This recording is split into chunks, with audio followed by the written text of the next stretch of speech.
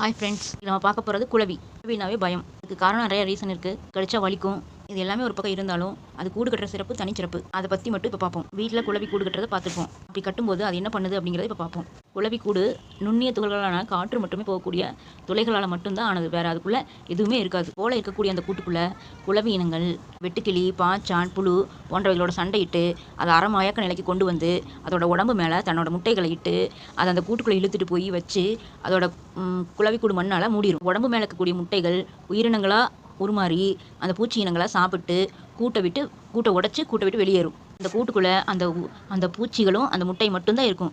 வேறு குளவியெல்லாம் உள்ளே இருக்காது. அது கட்டி மூடி வச்சுட்டு வந்துடும்.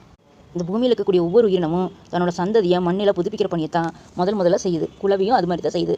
பூமியில் இருக்கக்கூடிய ஒவ்வொரு பூச்சியும் எங்கே போய் உட்காருதோ அங்கேயே முட்டையிடும் தன்மையை கொண்டதாகத்தான் இருக்குது. நம்ம தோள்பட்டையில் உட்காரக்கூடிய பூச்சி இனங்களும் கூட அந்த வேலையை தான் செய்யுது.